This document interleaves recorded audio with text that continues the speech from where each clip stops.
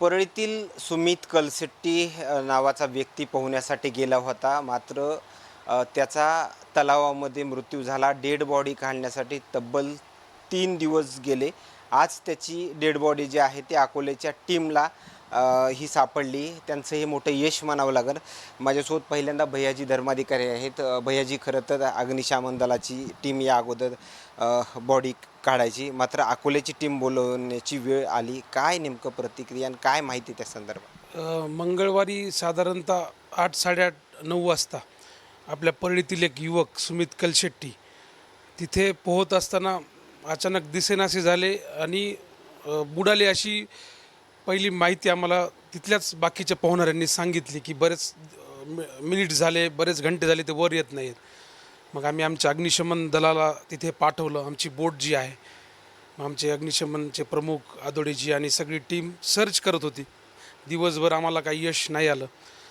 मग आम्ही तहसीलदारांमार्फत district disaster officer Waghmode साहेबांना विनंती केली. मग त्यांनी बीडचं अग्निशमन दल इथे पाठवलं.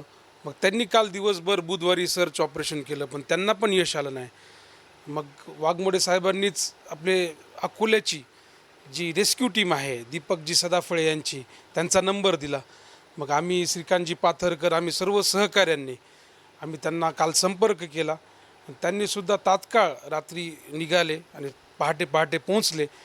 आणि मग दीपकजी सदाफळे यांची टीम, नगर परिषदची टीम यांनी परत सकाळी एक सर्च ऑपरेशन त्या ठिकाणी सुरू केलं. आणि असं लक्षात आलं की ती बॉडी होती ती खाली कुठेतरी फाउंडेशनला अडकल्याचं त्यांच्या लक्षात आलं. आणि मग त्यांनी काही कृत्रिम अशा आर्टिफिशियल वेव्ज तिथं तयार केल्या जेणेकरून ती फाउंडेशनमधून बॉडीला निसटण्यासाठी मदत होईल. तर अशा पद्धतीनं सुमितला वर काढण्यात दीपकजी सदाफळे यांची टीम आणि आमच्या नगर परिषदेची टीम यांना यश आलं आहे.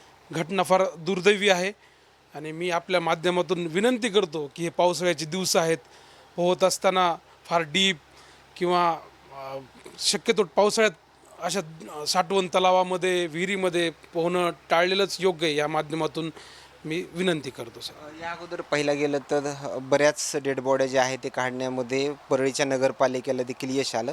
मात्र ही डेड बॉडी काय नेमकी अडचणीची ठरवू लागली? ही डेड बॉडी शोधकाम करण्यासाठी प्रथम आम्हाला दिशा ही व्यवस्थित आम्हाला सांगण्यात आली नाही, किंवा ज्यांनी त्यांच्यासोबत पावले ते आम्हाला दिशा व्यवस्थित दाखविणार न मला आम्ही इतरत्र शोधकार्य सुरू केलं. परंतु जेव्हा ते आले त्या टायमाला त्या दिशेने आम्ही शोधकार्य सुरू केलं, पण ती डेड बॉडी त्या दिवशी पण आम्हाला सापडायला वेळ लागला. धन्यवाद. खरं तर अकोल्याची टीम यानंतर माझ्यासोबत आहे. त्यांच्या चेहऱ्यावर कुठंतरी समाधान व्यक्त होत असल्याचं देखील पाहायला मिळतं आहे. काय प्रतिक्रिया? अकोल्याहून परळीमध्ये आलात, डेड बॉडी काढण्यामध्ये यश आलं आहे, नातेवाईकांना देखील समाधान व्यक्त होते, परळीकरांना देखील समाधान व्यक्त होतं आहे. काय प्रतिक्रिया त्या प्रकरणासंदर्भात? काल दुपारी परळी येथील भैयाजी धर्माधिकारी नगराध्यक्ष यांचा मला फोन आला की अशी घटना झालेली आहे, आपण सर्च ऑपरेशन करण्यासाठी या. मी सगळी माहिती जाणून घेतली आणि आम्ही रात्री 10:30 वाजता मानवसेवा आपत्ती व्यवस्थापन फाउंडेशन अकोला, आमची टीम, माझे सहकारी शेखर केवट, शुभम भोपळे, हर्षल वानखडे, अंकुश सदाफळे या 5 जणांनी आम्ही रात्री 10:30 वाजता निघालो, रवाना झालो शोधो बचाव साहित्य घेऊन.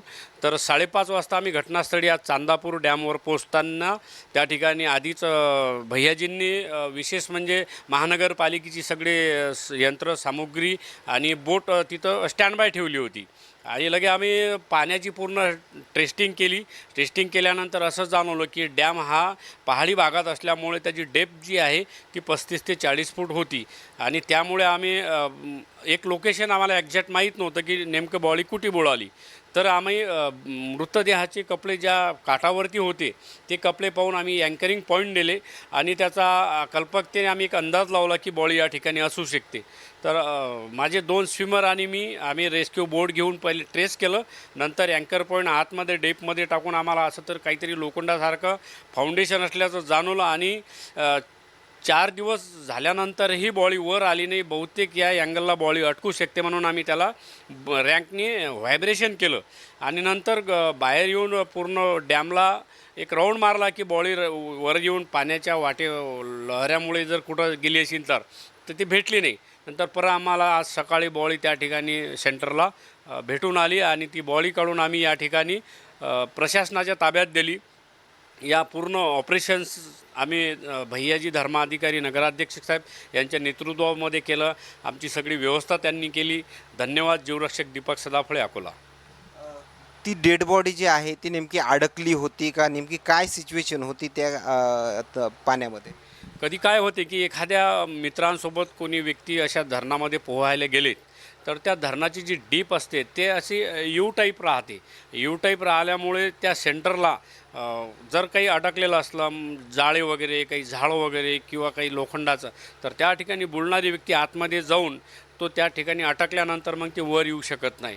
ती 7 ते 8 दिवसानंतर पूर्ण डिकम्पोज झाल्यावरच ती बॉडी येते. त्याच्यामुळे असं काही हे झाल्यामुळे ते बॉडी येणे शक्य नव्हतं. खरं तर या येत असलेल्या प्रतिक्रिया मात्र कुठंतरी आता परळीकरांनी देखील एक मोकळा श्वास जो आहे तो बॉडी निघाल्याच्या नंतर घेतल्याचं आपल्याला या ठिकाणी म्हणावं लागेल. एक मोठं समाधान व्यक्त देखील नगरपालिकेला होतं आहे. आणखीन काही नवीन अपडेट्स मिळतील काहीही पाहणं तेवढंच महत्त्वाचं ठरणार आहे. बीडमधील डॉक्टर फफाळ प्रकरणानंतर हे दुसरं परळीतलं प्रकरण म्हणावं लागेल आणि याच्यामध्ये जे आहे ते अकोल्याच्या टीमला डेड बॉडी बाहेर काढण्यासाठी मोठं यश आलं आहे. आणखीन काही नवीन अपडेट्स मिळतील काहीही पाहणं तेवढंच महत्त्वाचं ठरणार आहे. कॅमेरामॅन सोबत सूरज मीडिया, परळी, बीड.